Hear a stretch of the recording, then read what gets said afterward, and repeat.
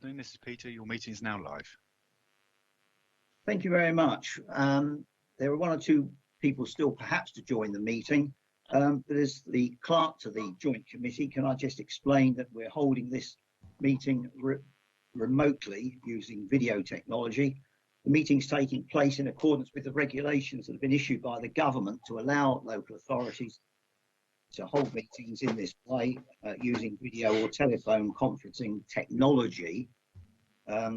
We were due to hold meetings in March and June, but it wasn't possible. And this is the first meeting that we're having since last December. Before proceeding, could I just do a roll call of members and officers present so that we got that for the record? I'll call out the name and if you can just respond. So I'll start with Fareham Borough Council. Keith Evans. Yep, here. Thank you. Gosport Borough Council. June Cully. Yes, here. Kathleen Jones. Yes, I'm here. Good. Havant Borough Council. Councillor Leah Turner. Present. Thank you. Michael Wilson. Present. Thank you. Welcome. Portsmouth City Council. Lee Hunt. Yep, here with you. Good. Councillor Dave Ashmore. Present. Good. In terms of officers, just running down the list, the Treasurer, Andy Winnell. Yes, good afternoon. Good. Deputy Treasurer, Kate Busby. Is Kate Busby there? Sorry, I turned my mic off, John. Yes, good afternoon. Oh, thank you. Manager and Registrar of the Crematorium, Victoria Hatton. Yes, I'm here, John. Thank you. Property Manager, Ian Cousins. Yes, present. Dave Scribbling, Portsmouth Parks Department. Good, Here, thank present. you. Hello. Hello, yes, got you. Can I just at this moment just welcome Victoria Hatton, and I know this will be her first meeting of the Joint Committee. She took up post on the 3rd of February in succession to James Clark, who many of you will have met and known over the years. And also a warm welcome to Councillor Michael Wilson, who's representing Havant Borough Council, recently appointed to the committee. Thank you. And I've got one apology in that sense for absence from Simon Martin, who is unable, unfortunately, to get to the meeting today, and also Ashley Humphrey, who is the horticultural consultant, who's being represented by Dave Scribbling. On that note, can I move on to the agenda, item 2, which is the appointment of a chairman. And as you'll see from the agenda, it rotates around each of the authorities. And for this current municipal year, it would be normal for one of Gosport's representatives to be appointed. So if I can have a nomination for one of Gosport's representatives, please. That was myself, John. That's June Cully. Yeah, June Cully, you're nominating yourself. I'm sure. Yeah. Yes, thank you. That's Right, seconded by Kathleen Jones. Members, can I just ask, are there any other nominations? If there are none, by acclamation, Councillor June Cully is therefore appointed as chairman of the Joint Committee for the continuing municipal year. So congratulations, Councillor Cully. Thank you, John. Thank you very much. Thank you, Kath. I'll hand over to you now, if I may, to continue the agenda through. Okay. Well, welcome everybody. For some of you, I expect this is the first one, and for some others of us, this is a first virtual one that we've done for Portchester Crem. I would like now to appoint a vice chairman, which needs to come from one of our Portsmouth representatives, and therefore seek your nomination, please, either from your good self. I think Dave. Hunt or Councillor Ashmore. Yeah. So Dave's got the climate and environment change, and he's not going to fight me for this. There's a big portfolio requiring a lot of TV. Okay, and he's very good at it. So I'm very happy to support you in that way. thank you. So, so we're going to take Councillor Ashmore, is that correct? Hunt. Hunt, you're going to be our voice. I do apologise for explaining. That's all right. Yeah, that is lovely, Lee. Thank you very much indeed. Okay, so if you can now move on to declarations of members' interests. Are there any? Okay. Move on to the minutes then, Chairman. Okay, we'll now go on to the minutes of the meeting held, wow, this is a long time back, on 9th of December 2019. That present was myself, Councillor Leah Turner and Councillor Tim Pike. I don't know if anybody else has anything that they'd like to pick up. Can we just approve them for, I mean, the two of you were there, and if you're happy that they are accurate, then you can sign them off as a correct record. Yes. If you're the only two who were there and can actually. Okay, I'm content.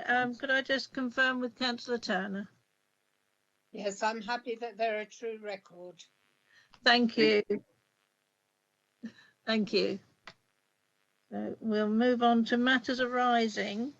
There were two items there. One was the charity for the metal recycling, and it was raised whether or not we could use a suicide prevention charity, and that has been approved and is confirmed. So we will wait for that later in the year when that option comes up.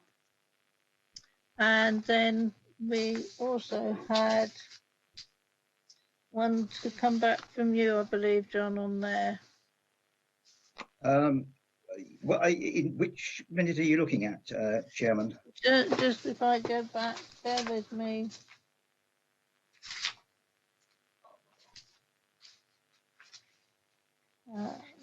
I believe we spoke about something this morning, but we'll pick it up later on the agenda, I believe, don't we?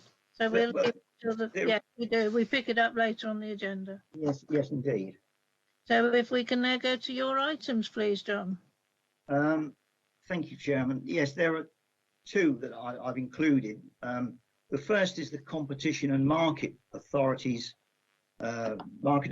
funerals investigation, which they've been carrying out. The summary paper that you have before you, I've really circulated so that members are kept aware of the progress with the report. The CMA have been undertaking this investigation since June last year, when it sort of became live in that sense, asking for information. As a crematorium, we submitted a fair degree of information, data and analysis of that they were seeking to help them with their collection of evidence. Since then, they have issued what's now a preliminary, their preliminary findings. Much of the focus of the recommendations, and indeed I'm sure members will have seen, have already been reported in the national media, has been on the role and practices of funeral directors and the overall cost of funerals, and the way in which public engage with purchasing a funeral. And arising out of it, the CMA's provisional decisions that they've made include ensuring that pricing and commercial activities of funeral directors and crematoria are exposed to greater public and regulatory scrutiny, and focusing really on what the crematoria are being asked to do, in fact, is to provide detailed price information and breakdowns of costs and basic and additional and optional services and things of that sort. This is already done at Portchester within the pricing regime in any event, so that's already there.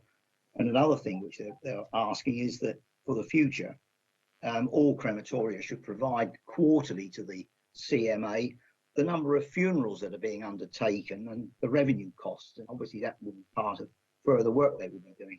Separately, as I've said, they will be also expecting funeral directors to be providing greater transparency of cost and information for those people who are wanting to purchase funerals. So that really is, I think, a short summary of the paper. The document itself runs to over 470 pages with umpteen appendices.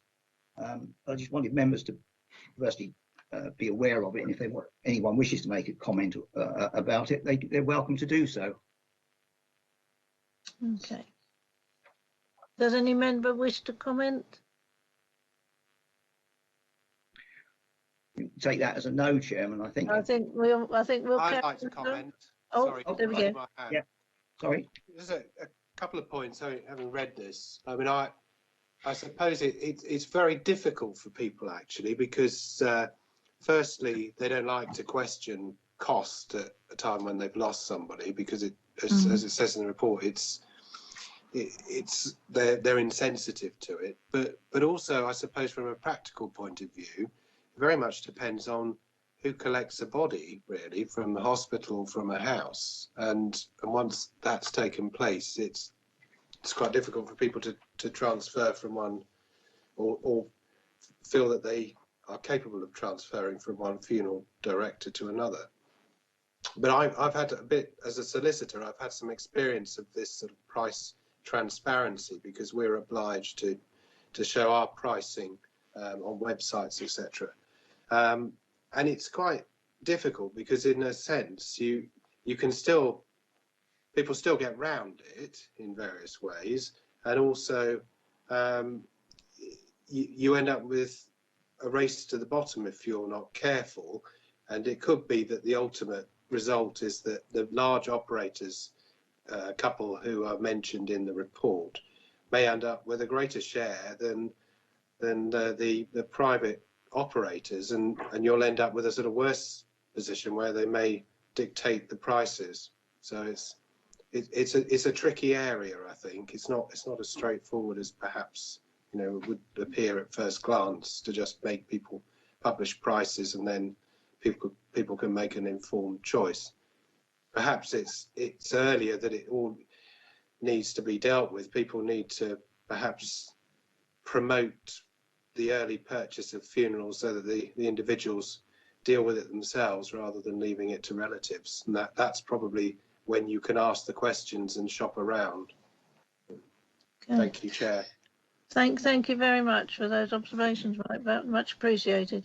We know ours are always very much publicised and in the public record, our costs, but you're quite right. It would be helpful, I believe, if people did take some proactive consideration of this and not leave it on their relatives. Thank you. If John, we can go back to your good self on the lease. This is Peter. John's just temporarily been dropped out of team, so Okay.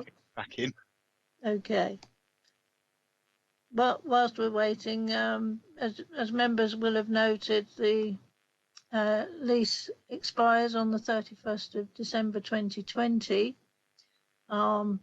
It's expected that this will come forward on the same terms. However, what we need is to ask for the negotiations to be established, and then the clerk will notify myself, and approval will be sought by each of the 4 authorities to agree on that new lease.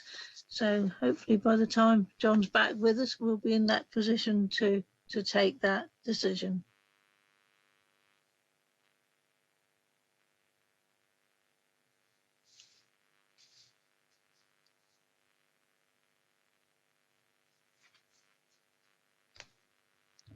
Sorry, we're still having trouble with John.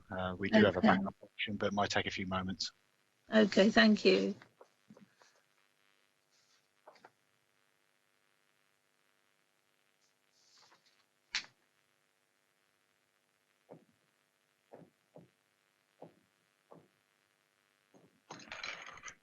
No.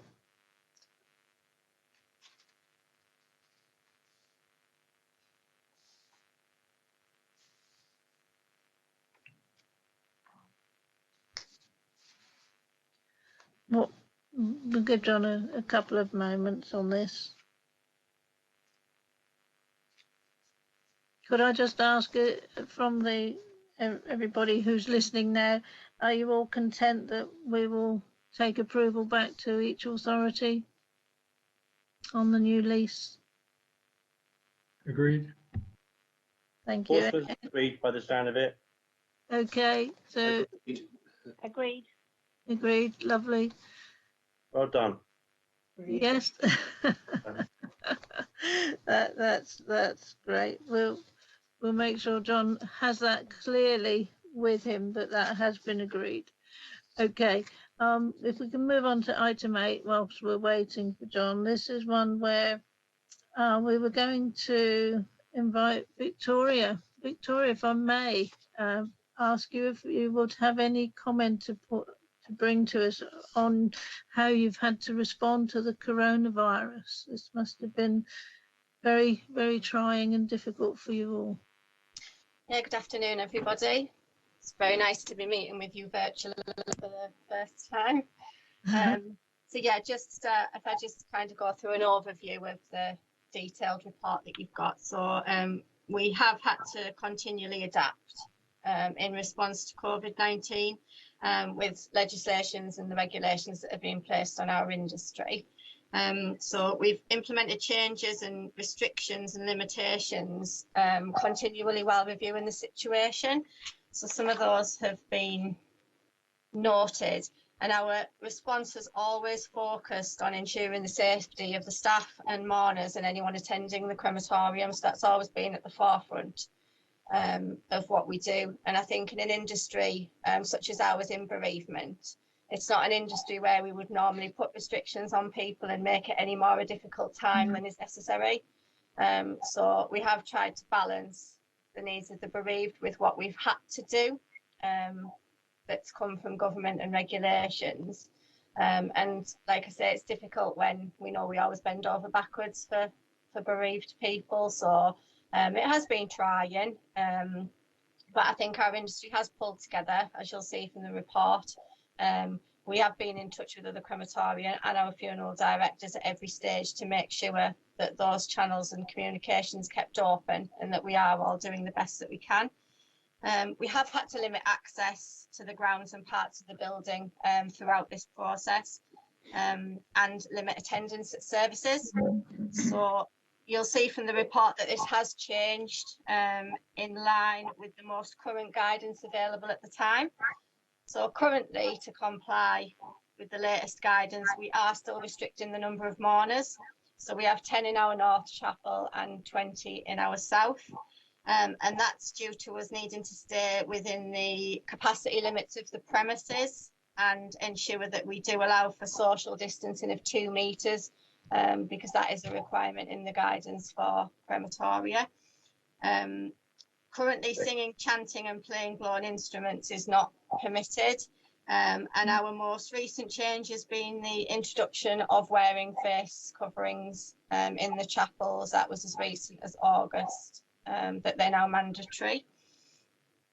We are currently following the test and trace, NHS test and trace recording. So you'll see from the report we do keep the contact number and name and the date of visit and the amount of people attending our chapels. And just this week, following the launch of the COVID-19 test and trace app, this isn't in the report because it was only this week, we have now created and are displaying the QR reader for this location, so people can actually track themselves as being at this location as part of visiting us. The take up on webcasting services remains high at a time when obviously we have restricted attendance. So we do get a lot of inquiries about that, and we've had a lot of take up.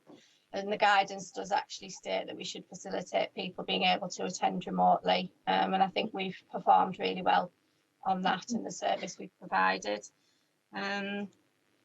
The other part that's probably key for the most recent change will be our garden clearance room.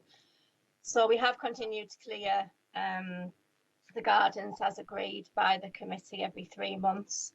The problem that we had was the small room behind the chapel we couldn't make safe due to the COVID regulations for collection there. So it took us a bit of time to identify a suitable area to be able to facilitate people getting their items back, and we have done that now. There is a fenced area near the garage compound area, and we have restricted that to weekends and certain times just to try and contain and limit the crossover of groups at the crematorium.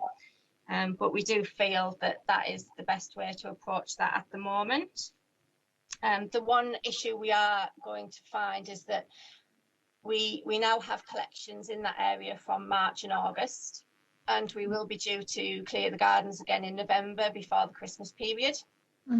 And we currently would be keeping the items for 6 months, which may cause us an issue with the amount of storage and space that we have. So we would like to consider keeping the items for a period of 3 months so that we can then clear the previously collected items at the time that we then commence another garden clearance, so that we have room for the storage and ongoing management of that situation. The scattering of the ashes, so they were suspended, we couldn't facilitate that safely, but they have been we have been able to resume those in July. We are now working to clear the backlog, and letters have been sent to families for any ashes that we have retained to let them know that they can now make an appointment, and we have had a lot of take up on that, and a lot of feedback from families who obviously are very relieved that they can now get that part of the process sorted, so that's been good. And then, as I've said, we had a lot of close liaison with funeral directors to ensure that they're aware of any action we've been taking and changes that are necessary. And our website has been continually updated throughout the process, so people have been able to find the information that they need. And then that takes us on to our financial considerations that Kate was going to pick up. She is. Yeah. Could I just, okay, members, are you happy to hear from Kate first, and then we'll take questions or comments after? Okay, so we'll bring Kate in on the financial bit. Thank you very much, Victoria. Thank you, Chairman. Thank you, Victoria. Essentially, the finance considerations that are set out in the report outline the fact that, sorry, I think I've got an aeroplane flying past my window. Oh, bless. If that's what that noise is, that's what that is. So when obviously the pandemic really started to impact on the crematorium, it was identified that additional office resource to essentially facilitate all of the admin processes was needed. And what happened was, from our environmental health section, we had the equivalent of 1.6 full-time staff redeployed from FBC offices over to the crematorium. Those deployments literally, one lady has already gone back to Fareham, and another lady goes back this week. But they've helped out enormously over the past 6 months. And I know that they've received thanks from the staff at the crematorium. They really have made a big difference. There's been a relatively small amount of expenditure on some screens in the reception area, and also some other PPE equipment, and also just essentially tools and a kind of a litter picker and the like, just to kind of maintain safer working practices over there. We had identified that as the number of cremations was increasing so much, we had an issue where the cleaning function was just becoming difficult to carry out to the required level, especially in light of the pandemic and increased focus on hygiene and the potential contamination that was there. And so the FBC cleaning contractor was able to step in and provide that additional resource so that our technicians and chapel attendants haven't been called upon as much to carry out the end of the day cleaning and the like. That's in place for a year. We may find that as time goes on, we want to keep that arrangement in place, but we'll review that. It's hard to say that we'll review it within the next couple of months, because obviously we can't necessarily anticipate that things are going to return completely to normal. So I wouldn't like to put an end date on that situation at the moment, but it's something that we will keep under review. But obviously we need to maintain the cleanliness of the site is paramount, although we have mourners coming in and the like. There have been some expenditure on plant and equipment around the cremators. That's not necessarily as a result of the pandemic, but it provides us with the resilience to know that we've got measures in place going forward and over the winter months as well. And so, as I say, there have been some small, not so small amounts of expenditure around that coming forward. But as I say, that's about the resilience. The revised budget is set out as an appendix to the report. And I had noticed that there's a couple of items there that didn't have the account descriptions on. I think there was a £8.13 of expenditure last year. Sorry? I just wondered what that was for, yes. Yes, no, that's absolutely fine. For some reason, those titles have dropped out of that table. So I've taken a quick look, and it was for some equipment, and there was £496.20 of floral decorations in last year as well. So that's what those were. But those are essentially the bigger budget changes that you see.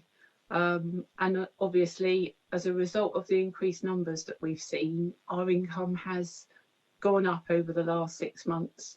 And we've made a best estimate of what our income may be over the following 6 months. There isn't anything particularly scientific around that. We're just anticipating a modest increase in cremations over the next 6 months. But that isn't in any way a prediction of what we will see. It's purely for the budget setting process. And as a consequence of that, we're proposing that we increase the payment back to the constituent authorities to balance the budget, especially at a time when they're obviously providing greater resources, possibly around bereavement services and the like, and that hopefully we'll be able to support them in that way. Because obviously we all know that they're under a lot of pressure, the same as the staff at the crematorium. Okay. Thank you very much, Kate. I think we need to put on record to our thanks for the 2 members of Fareham Council staff that have come forward to assist Portchester at a time of vital need, and our thanks to them as well. Thank you very much for the report. I'm just going to go to members now to ask if there are any questions to either Victoria or Kate. We could go to Kate first, as Kate's there, and then we'll go back to Victoria. Members, please. Does anyone have any questions or comments?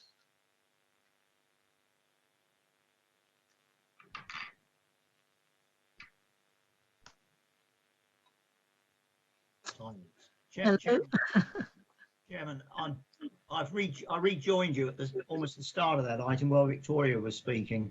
Oh, excellent! Well done, John. So I'm on a second computer. I hope that one keeps going. Great to have you back. Can I just be clear, just for the record, that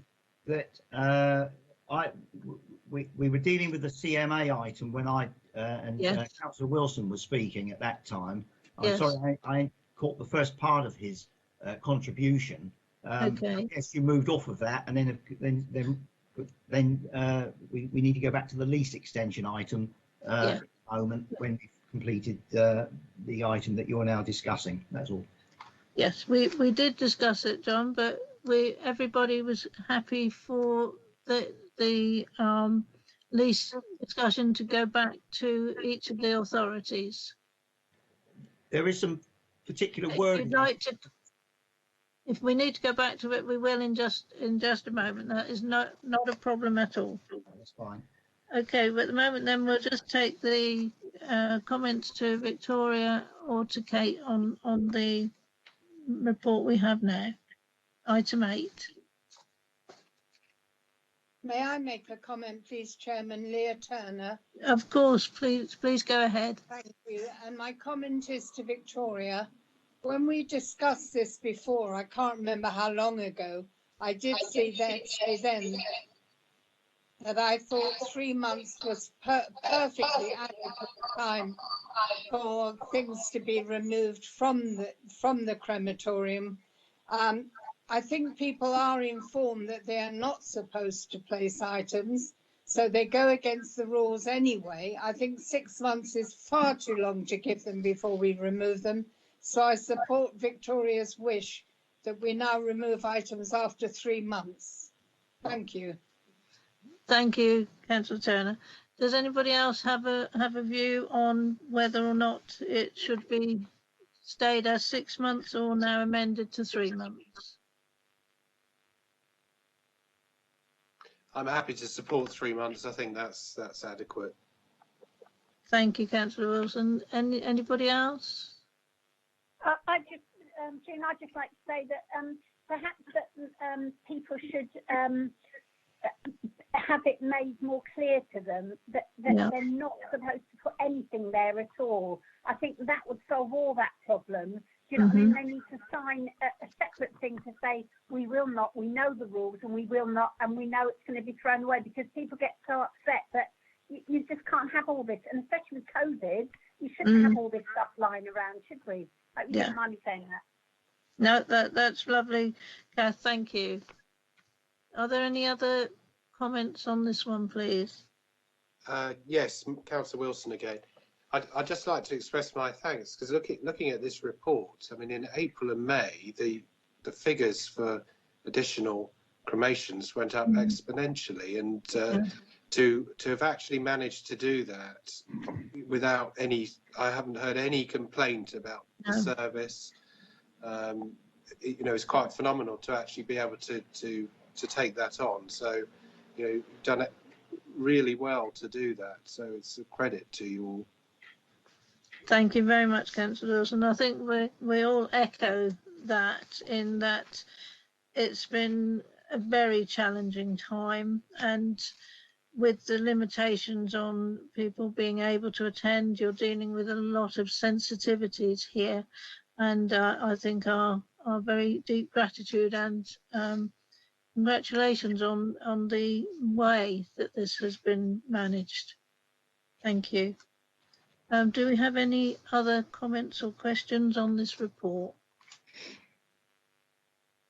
I think if you're going to approve those recommendations, that will be fine, and there'll be that third one, which will obviously, which has been proposed to reduce the period during which items are retained from 6 months down to 3 months. Okay. So you can vote on that as well, please. Thank you, John. What I'll do then does anybody disagree with the change from 6 months to 3 months for the retention of the memorial items?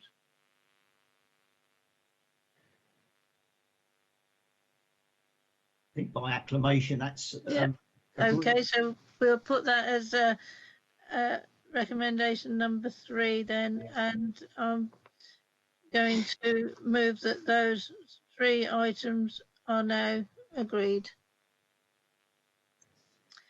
Okay, we're going to pop back to item 7 to give John a chance on the lease. John, over to you. Yeah, very briefly, well, the agenda explains the current situation, and just really from a technical point of view, I think it would be helpful if there was authority given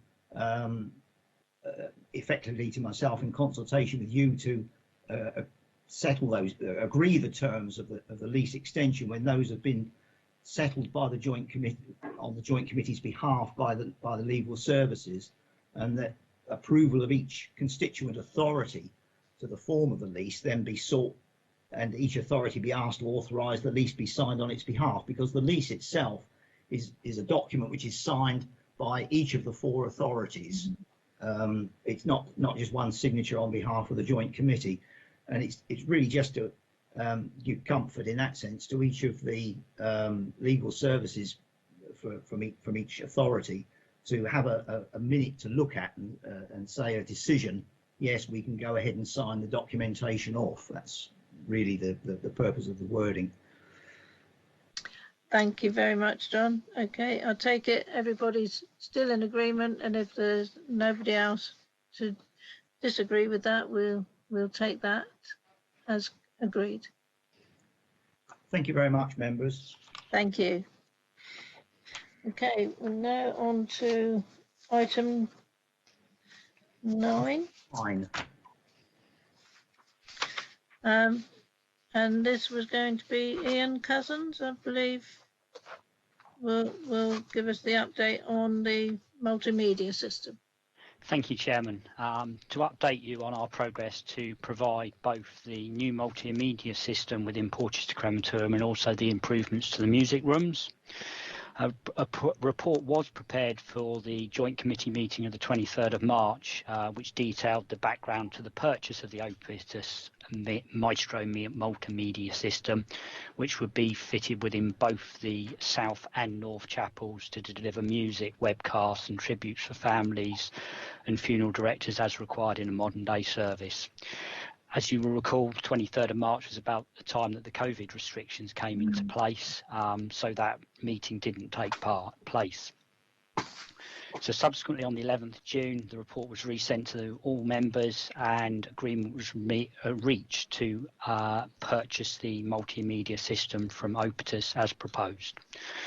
So since that date, we've looked at how the system would go into the actual chapels. The areas where the systems operate are from the music room. They are a very small space which is located alongside each of the chapels. What we found is that the area that serves the South Chapel is remote from the South Chapel, poorly located up a flight of stairs, which isn't really conducive with its relationship to the South Chapel and a nice place of work for the attendant who has to work within that space. The North Chapel again is a small space, better located, but still very tight in terms of space and available area to put in the equipment. So there's some degree of layout changes that we need to put in and some modifications to the space to accept the new equipment, including desk, doors and arrangements, lighting, redecoration, flooring, as well as requirements to put in power and data services, because some of these systems also connect back to the office with the ability to control services or control elements of the operation from that area. Went out to the market and we received prices back in for that. Those works have now been awarded to the best value contractor at a value of £34,392.10, and those works will be funded from the existing repairs and renewals programme within the 2021 programme. We've now made arrangements to meet with both the successful contractor and Opus to agree how this works will be delivered, and that meeting is due to be held this week. We will then develop a programme to deliver this system as soon as possible. I hope that provides sufficient information alongside the information that's in the report, Chairman, but if you've got questions, happy to take those now. Thank you very much, Ian. Do members have any comments on this one, please? Councillor Turner, I can see, I think, got a hand up. Okay. Thank you very much. Ian, I've never been quite clear if once we have this multimedia system, it is something that will be included in the present costs for a funeral, or if we will be making an extra charge for this. I think that's the question I'll put to Victoria. I can pick that up, yeah. So yes, it's not covered in the current cost of a cremation, so there are separate fees associated with the multimedia system. So dependent on whether they want a visual tribute, whether they want webcasting, whether they just want music played, so there'll be a series of identified costs for each different one. And I think Orbitus themselves, they currently changed so that if it was just one holding picture, that is provided free of charge. But if they're wanting multiple photos to music and things, then there becomes a cost element to that. Thank you. Am I allowed to ask, what is the cost element to that? How much would it cost for somebody to have it so that other people could watch it all over the world? Sorry, it's really faint. I couldn't hear that question, sorry. Okay, can I repeat it to you? Yeah. Councillor Jones would like to know what the cost is for people to be able to view. Wait me a second, I'll just flick through these series. So the suggested costs, so there's a cost obviously to Orbitus, and then we can mark that price up. So what Orbitus provided was their costs and then a suggested cost for the crematoria based on what other crematoria charge. So the cost of a live webcast, for example, it costs Orbitus £20. So they recommend the retail price of crematoria would be £30 for a live webcast. They also have the option to have a live webcast and then download copies of the service afterwards. So that's at a cost of £30 to Orbitus, but it would be £45 that we would retail it. But that's just a guide. We can actually set the cost that we charge for them. It's just they provide this based on the majority of crematoria and what they charge. And then there's visual tribute. So like I said, the single photo was free. And then after that, a simple slideshow, the recommended retail price for that would be £38. And if you had a family supplied video checking, so the family can put together a video, but it has to be checked and put onto our system, that recommended retail price of that would be £18. So there'd be various costs associated with whatever the family were wanting to do on the system, and that would be obviously clearly displayed in our fees and charges. Can I just add something to that? At the moment we provide webcasts, and previously we were charging the £30, but in light of the situation we find ourselves in, we actually reduced it to the cost price. And depending where we are in where these fees are introduced, obviously we will look at the charges that we're going to levy very, very carefully, because obviously the uptake in webcasting has been well, enormous. Yes. But that hasn't necessarily been people's choice. It's a case of necessity so that everybody could attend. So just to reassure everyone that we'll be as sensitive as we can when this is introduced, and that any additional costs for the additional functionality that people are going to have that will make such a difference, it's not something where we would immediately go and charge over the odds for it. We'll consider everything very, very carefully, and that will come back with proposed fees and charges to you at that time. Thank you very much for that, Kate. That's very helpful to know that we're taking that action. I believe Councillor Jones wants to come back. I think I've managed to get into the oh, well done. Hi, so I can turn this off.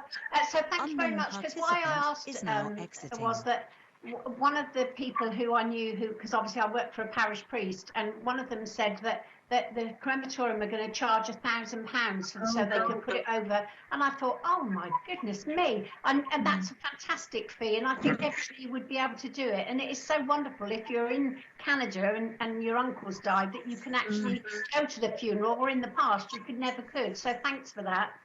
Thank you very much, Councillor Jones. Okay, do we have any other members wanting to speak or comment on this? Yes, I do. Okay. I just wondered whether you think it is a legacy of this current situation, that there will be a permanent, much greater take-up of the remote broadcasting, and becoming more acceptable to do that rather than people sort of trek a long way to go to funerals. I believe you. Sorry. Yeah, sorry.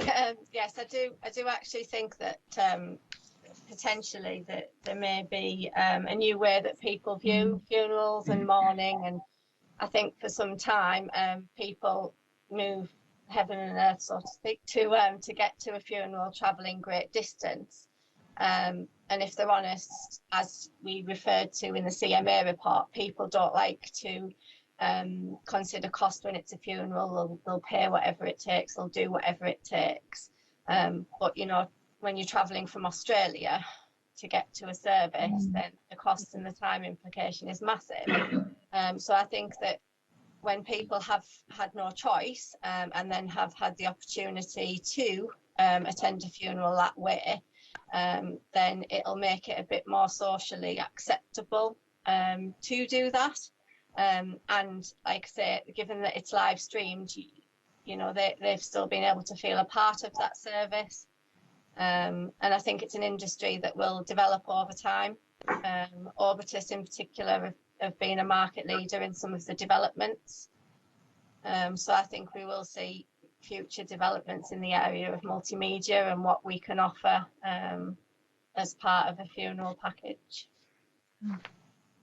Thank you very much, Victoria. I believe you're quite correct that this is going to be very much taken up by those people who are going to find it much easier, even though at this time it's essential.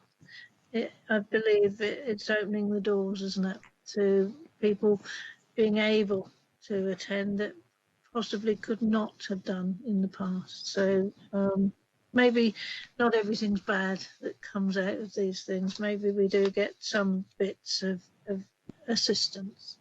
Thank you very much. Any other comments before we move on? Kath, are you wanting to come back? Councillor Jones? No? Your hand's up. I wondered if you want to come back. No? Okay. Sorry, I put my hand up to let you know. I just wanted to ask about that. Thank you. Oh, that's fine. That's fine. Okay. Anybody else? Okay. I think we've got Councillor Martin with us now as well. Oh, great. Well, welcome, Councillor Martin. Yes, thank you, Chairman. Apologies for being late. My previous meeting overran a bit. That's the problems being a popular man. Look, there we go. Here we go. We've just finished item 9. We're going on to item 10 now, which I believe is back to Ian again. Ian Cousins. Thank you, Chairman. The rebuilding, repairs and renewal programme, you'll see on there's a number of items which have been delayed due to the restrictions that have been placed during the past couple of months. But as things have opened up, we have had opportunity to carry on with some of the more urgent works, with items that revolve around security, safety taking priority, and now moving on to projects like the music room, and the report updates you in further detail on our progress with those. I'm happy to take any questions that you may well have. Thank you very much. Members, anybody have any questions on this report, repairs and renewal programme?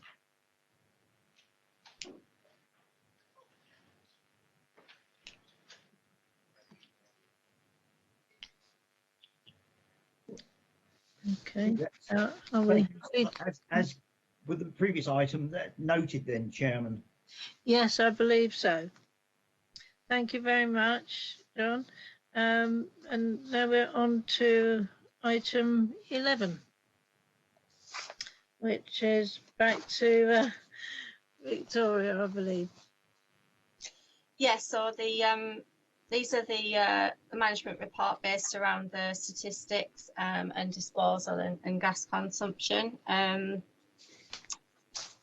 The interesting things to note is our cremators are designed obviously to be and run more efficiently the more that they are used. So you'll probably note that we have a much better average gas consumption. It's lower in the months of March, April and May. Given the number of cremations we were performing, it then results in the cremators and things working extremely efficiently. So that's just something to consider in the future when we're looking at renewal and how much use we get out of our cremators. The more we use them, the more efficient the machines are. And some of the figures, obviously, with remains being removed and the disposal, just to take into account for some of the time we did have appointments suspended. So the figures for disposals within the grounds will look low across some of the months as we weren't carrying them out. And there was more people removing the cremated remains when they didn't know how long it'd be that they were waiting to be able to scatter. So that's kind of skewed our figures a bit to show a true reflection of people wanting to remove and people scattering. I think there's been quite a few now coming back to scatter now we've opened appointments. So we may see those figures change in the coming months. Thank you very much. Do we have any questions to Victoria on her report? Councillor Martin. Yeah, thanks, Chairman. Just wanted to ask in relation to carbon emissions on the cremators. I'm just reviewing the carbon footprint for Fareham with a view to that going through to a future executive meeting. Has there been any work done on comparing the efficiencies of the cremators in Portchester with any others, either locally in Hampshire or elsewhere, just to see how that carbon emission compares to others? Not that I'm aware of. I'm not aware of comparisons made. I know that the environmental health reports that we produce, I send to Fareham. I'm not aware that any comparisons are made between other crematorium and local authority. Okay. Is that something that is possible? I could speak with the Officer for Environmental Health who does the monitoring and see. I don't know if they have a group potentially that would meet. So I can certainly speak with Environmental Health and feed back to the meeting at a later date. That would be appreciated. Thank you very much. Is that okay, Councillor Martin? Yeah, and I'm more than happy to send through the information that our climate change officer has been producing as well, which may be of interest to you, Victoria. Yes, that'd be great. Thank you. Thank you. Any other comments or questions on item 11?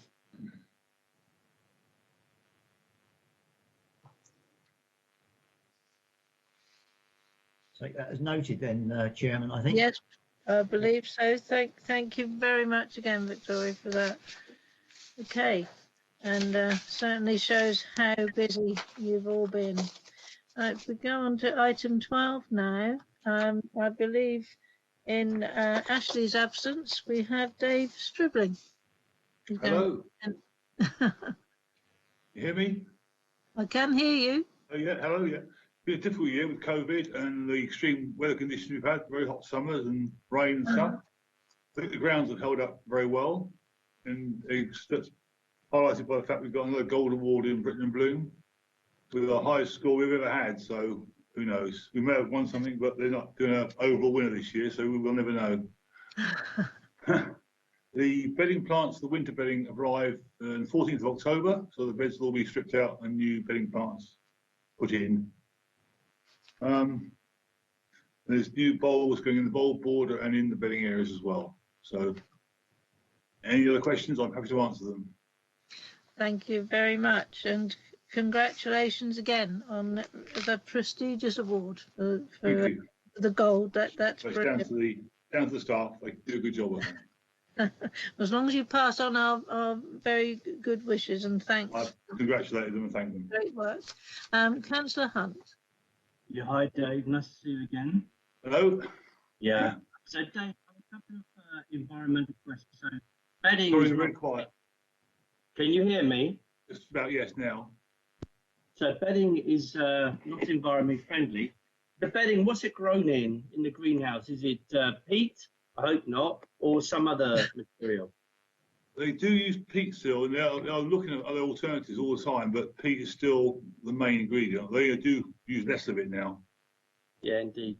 And how much do we put in? I mean, they always look beautiful, I have to say, but over here in Portsmouth, we're getting away from bedding and stuff like that to away from annuals and stuff. We're going to more permanent, environmentally friendly planting. Have you thought about that a bit more? We are, it's something we can look at. The bedding, I was looking today, the bedding still looks stunning in the main car park bed. You won't get that with anything else that does look absolutely stunning, that main bed in the car park. Potentially, you could do one of the beds or one of the other beds with some more sustainable bedding, but I still think the impact of some bedding, certainly in the car, if you haven't seen the car park bed, is absolutely stunning. Yeah, I agree, completely agree. I'm just picking up on Councillor Martin's thinking, because we need to get to reduce carbon. Yeah. And of course, bedding. So I think I've made the point, and other members are listening. Yeah. Okay. All right. Thank you very much indeed. Okay. Thank you, Councillor Hunt. I must confirm that this is something I'm pushing for too, because even if you have a centre to that large bed of permanent planting, you know, perennial, and then you have your sort of annuals, you are still reducing part of that. And obviously use of bulbs. What I think we do see across the whole grounds is a lot of shrubbery and a lot of permanent planting. So yeah. It is more just the troughs, etc., where the annuals are. But perhaps we can use a centrepiece to reduce part of that. I will leave that to our horticultural experts. Okay, we'll look into that and come back to you. Do we have another speaker on this one? Councillor Jones, I can see. Thank you. Just to say that the bedding plants, they flower for months. You know, you put them in, don't you, Dave? Yeah, we do.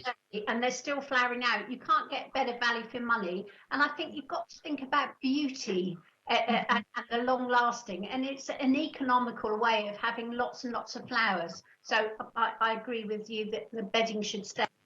The flowers, those bedding plants have been there since the spring now, and they're still, so the carpet beds, those still absolutely stunning at its best. So that's a big long spread of flowering for, it's not vast areas up there, it's only 3 beds you've got bedding, but we can look into alternatives if you want, if that's where we want to go, but yeah. Yeah, if I may, Councillor, I get that, June and Dave, absolutely, and I think reducing it would be fine, as every gesture helps. For me, it's the use of peat. Yes. You know, digging up the peat beds all over the world, and here we are consuming it in our country or in our county, in our cities. And I think the use of peat. So, if we were looking for alternatives to peat, I'd be much more happy. Yeah. Yes. No, I can look into that. I'll certainly look into that. I would support that as well, Councillor Wilson. Yes. Okay. I think I'd be surprised if we have anybody who doesn't agree that we need to find. We all agree that. Yeah, great. Growers have been looking at it for a long time, looking into alternatives. They've tried coir and all sorts of stuff. The best results are still with a peat, but not all peat. There used to be very less peat than they used to planting, but there's still some peat in it, yes. Okay. But we can look into alternatives. I'll ask the experts. Thank you very much. I've got CP. Yeah. So, Chairman, before we move off that item, I'm just going to say you've picked up already on the Gold Award. Yes. As you know, Bryston Landscapes are the contractor undertaking the works.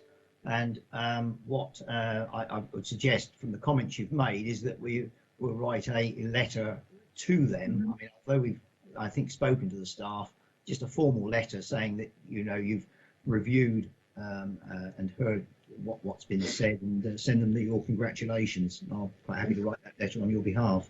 That would be much appreciated, John. Thank you, John. Do I have anyone else who wants to speak on this one? No. Okay, we're happy to move on, and with our thanks noted. Thank you. Thank you.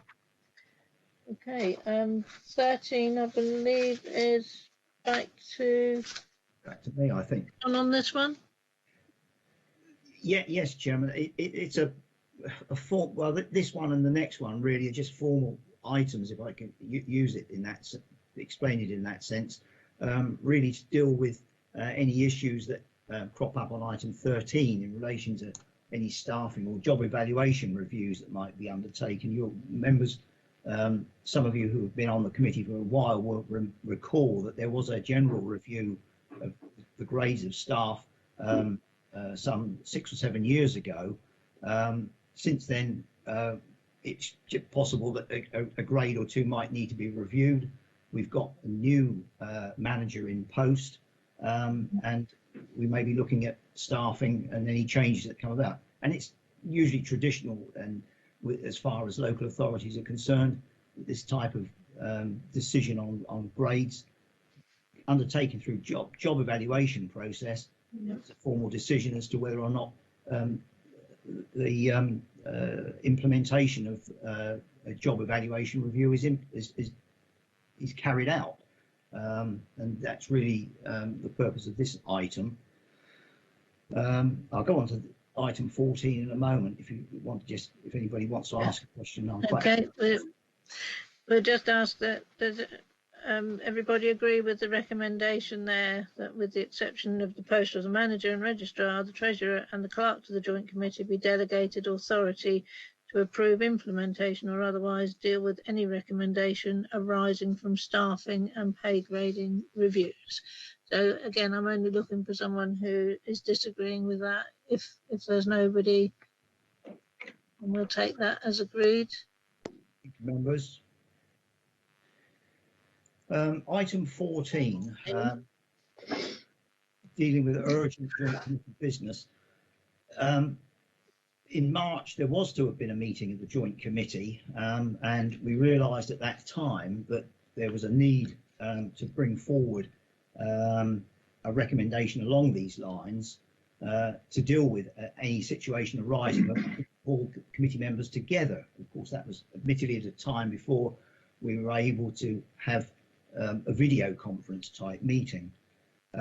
And this is really just, again, a belt and braces to deal with any issue that might crop up. I don't think of any at the moment, but never knows what could arise. In any event, we'd seek to ensure that members were being advised of what was being proposed before any decision was taken. A bit like, for example, back in the summer when we consulted with members about the Obertus purchase. But this would just give that additional support to that type of decision being made.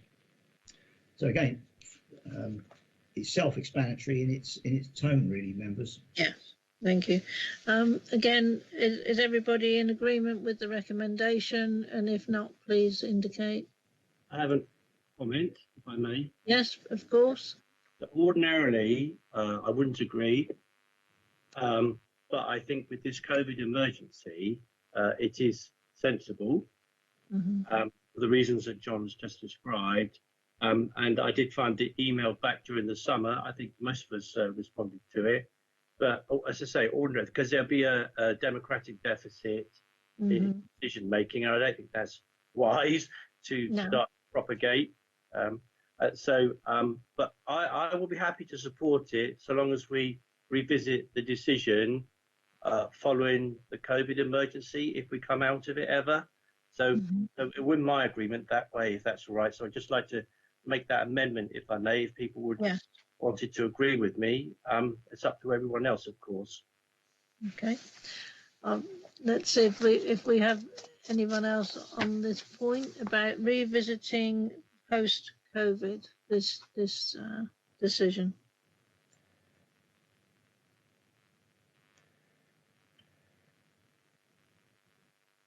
I'm not quite sure from that whether needs to stand there, I imagine. Things they're supporting Councillor Hunt's view or not supporting it. I'll be supporting that view. So if it needs seconding, I'll second it. But yeah, it makes sense. Yeah. Yeah. I mean, I'm happy with that suggestion. We, in that sense, like to try and revisit decisions that are taken when circumstances change, and that's one reason why this was brought forward. And certainly, we can add some wording in to ensure that we review what's happening once we're out of this current period. I believe that would probably get the consensus, John, that most of us, you know, are expecting you to deal with the urgent matters, and as is our management. Yeah. But like you did with the audio systems, you know, you circulated, so you had our attendance to that anyway. Whereas this will be day to day, won't it?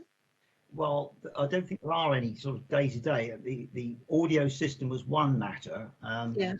And I can't think of anything at the moment that could come up. That could come up, but it's just a belt and braces to cover things just in case. Yes. Given that we've got the ability to call a meeting at short notice, may well be that if there was an issue, we wouldn't use this route in any event, and we'd call members together. So yes, okay. That would. Sorry, Councillor Wilson, I think wants to speak. Certainly, Councillor Wilson. Thank you, Chair. Yeah, I think I would prefer to just use the extraordinary meetings. Actually, the ability to call that is already there in the terms of reference. So I think that's enough. I don't think we need any other measures. Okay. Thank you. Do we have any other view on this, please? May I just one more time? So, can I just finish and then go back to my? So I saw that the consultation was between John and I think Victoria. Yeah.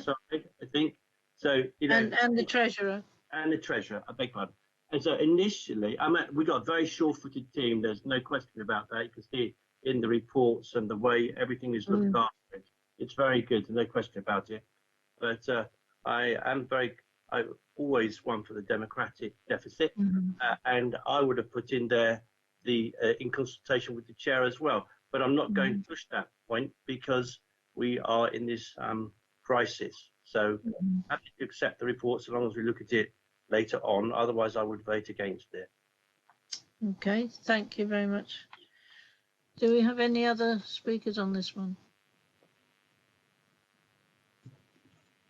Councillor Martin, I think I see his hand gone up. Oh yes, Councillor Martin.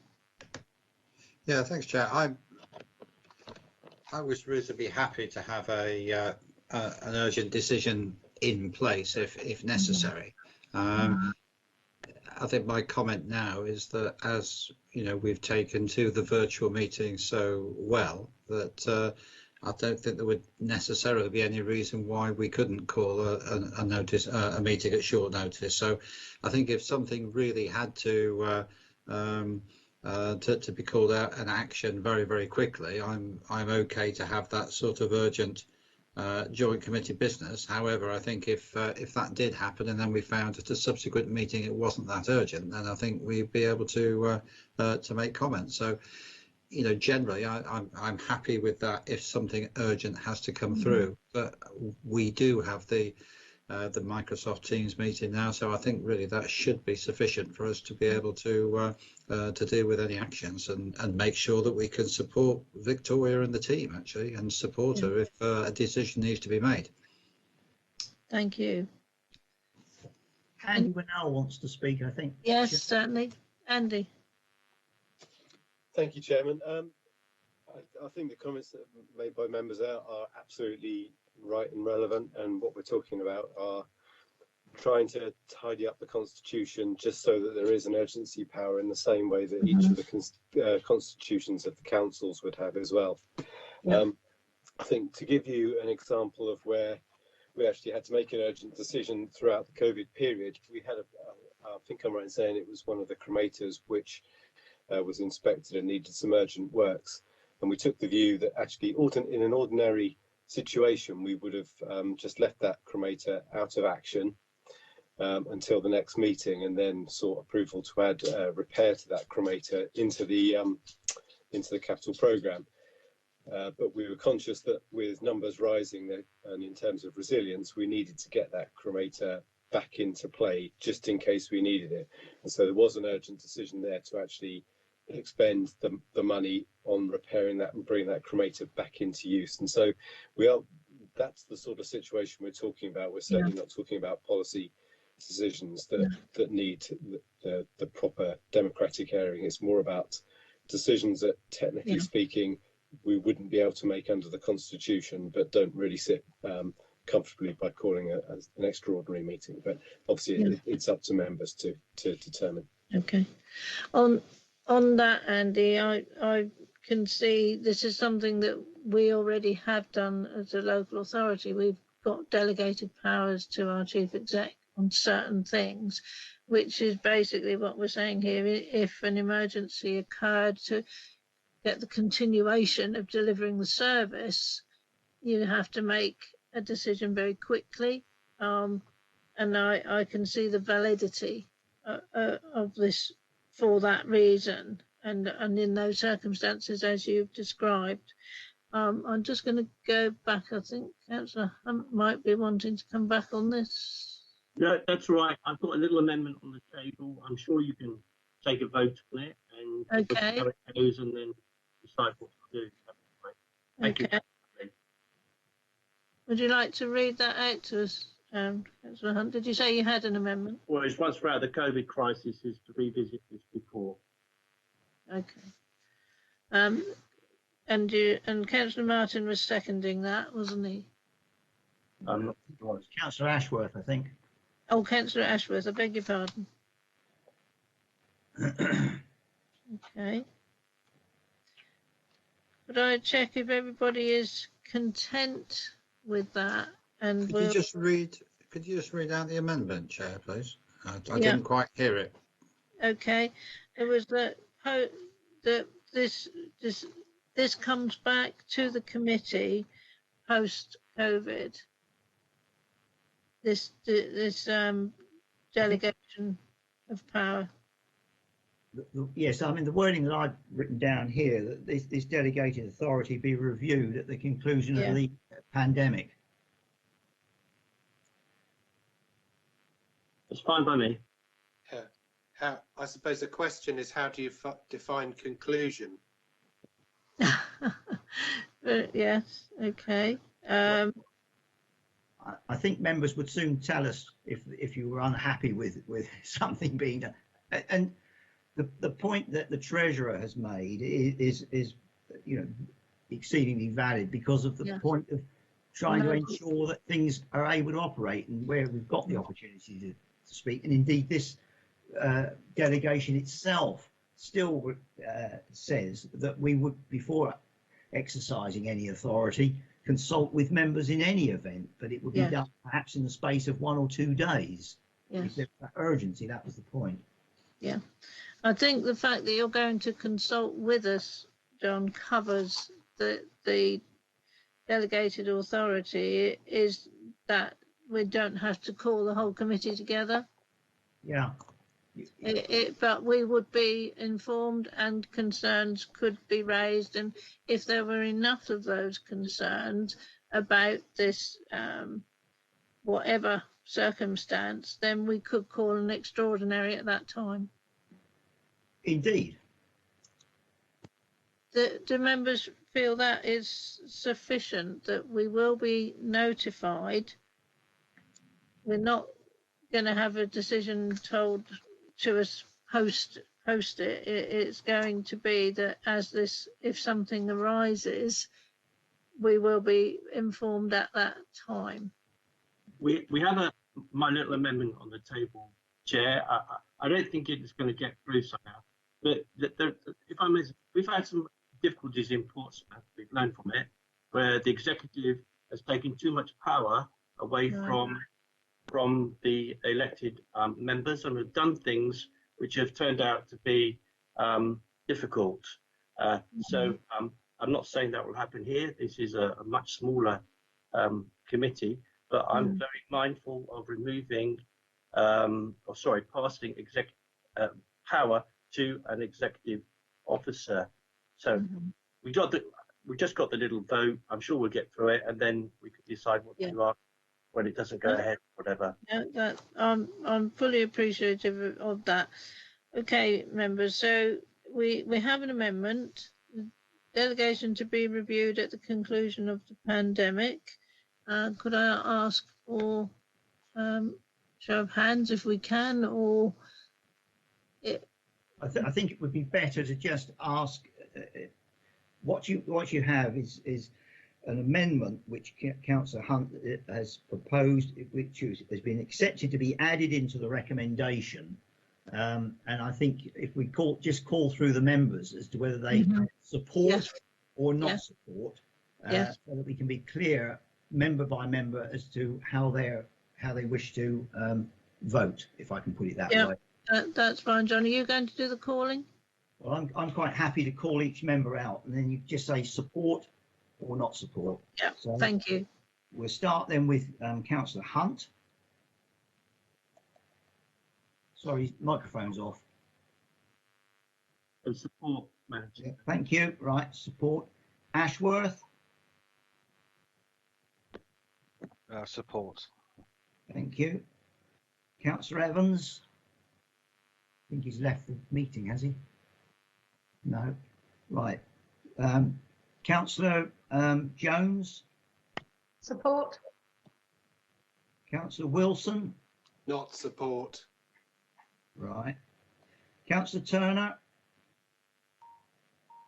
Not support. Right. That brings us to Councillor Martin.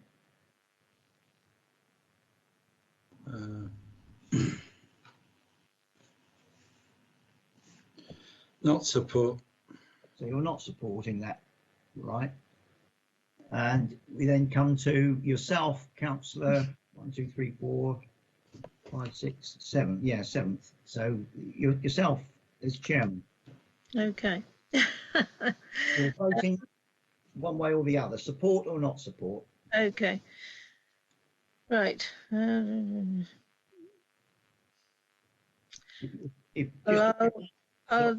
I'll say that we can have it as I'll go for, because I don't see that it's going to be a problem to us.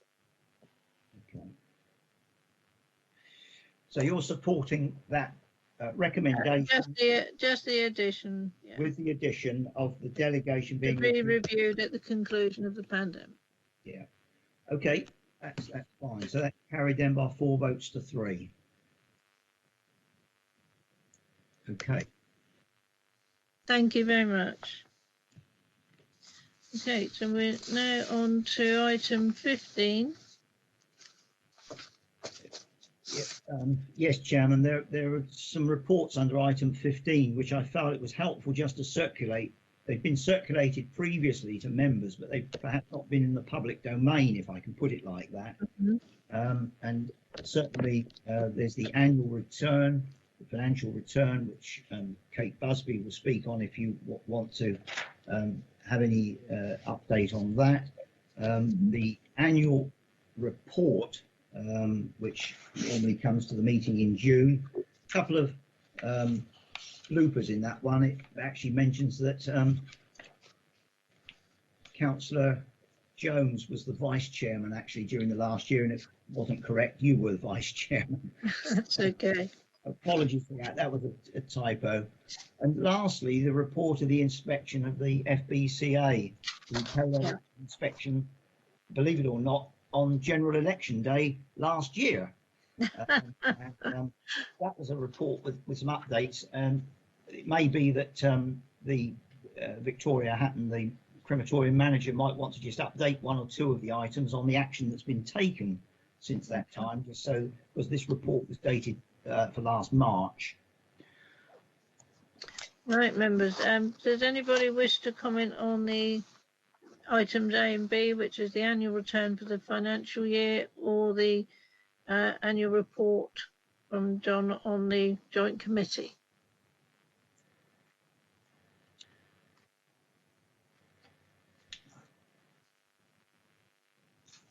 Okay. Okay. No?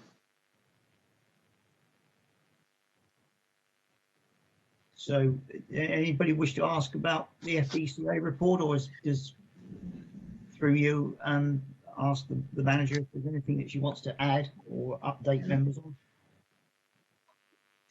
Yeah, if I could, John, I think it just might be important because obviously this part was reflective at the time of writing, but I just wanted to reassure members that of the matters that appeared more urgent, we have been dealing with those despite the emergency period for the pandemic. So just in terms of number 3, to improve crematory security, we have completed works to install a door entry security system, which will allow fob access for staff to secure the crematory area and ensure it's not openly accessible at any point to members of the public or anyone not authorised to be in that area. So they were installed, installation of that was completed last week, so we will be going live with that system in the coming weeks. And point 4 for the ashes being in a secure storeroom, that was addressed immediately to a temporary secure area while we upgraded and refurbished a particular storage area for the long term, and that works is now being completed as well. So we have a fit for purpose secure storage area for any of the cremated remains. Point 5, all staff were briefed immediately on the admin procedures for any changes, and so that we've carried out since. And the point 6 on the investigation of the provision of further taps in the grounds, that has been picked up in, as it says, in the works to the book room, but I can confirm that it is actually in the plans for the upgrade to the book room, where we will provide an extra tap along with the vases that the joint committee agreed would be provided for public use. Okay. Thank you very much, Victoria. Does anybody wish to make any comment on this last report?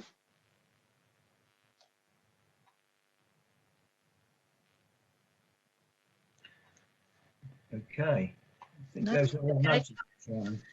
Yes, we'll note that. But can I also put our thanks, John, I believe, for the annual return, because we weren't able to do that where we didn't meet.